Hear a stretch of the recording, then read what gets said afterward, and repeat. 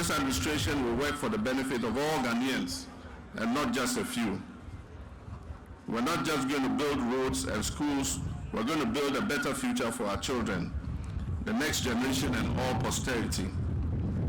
But we can't do that without being accountable to the people who voted us into power.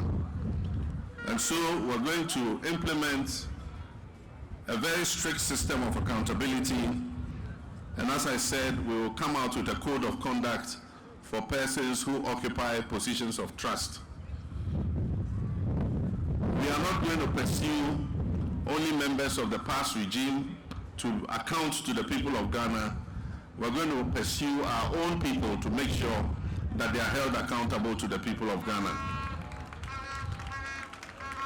So even as we investigate those who have just left office and we carry out our operation retrieve all the loot, those oral, and we implement operation retrieve all the loot, those who are current office bearers should also know that they'll be held to the same standard as we are holding the past regime. After all, they say, Aba yadebo techi, yadebo bang.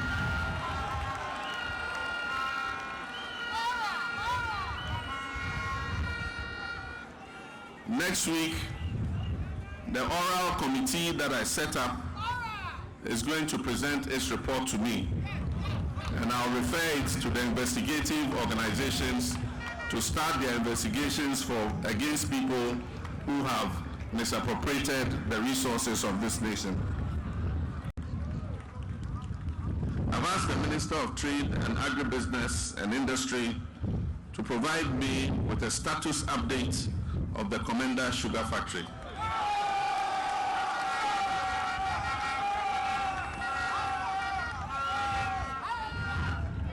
We are determined to proceed and continue with that project so that the central region will become the biggest producer of sugar in Ghana.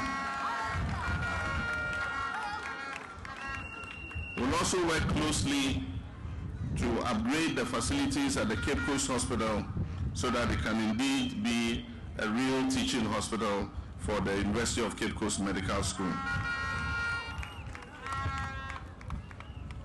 We know Central Region is the citadel of education, and therefore our reforms in education would affect very much the institutions here in Central Region.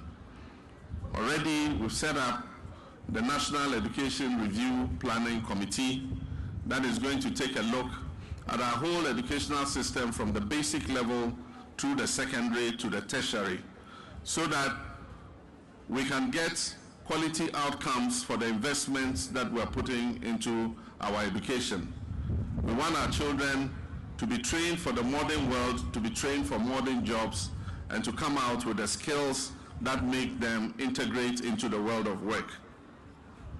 Education will remain a priority, and we'll work to provide the best possible learning environment for our children at all levels, and ensure that our youth have skills needed to compete in the global economy. We plan to improve the free SHS program, to secure dedicated funding and decentralize food procurement.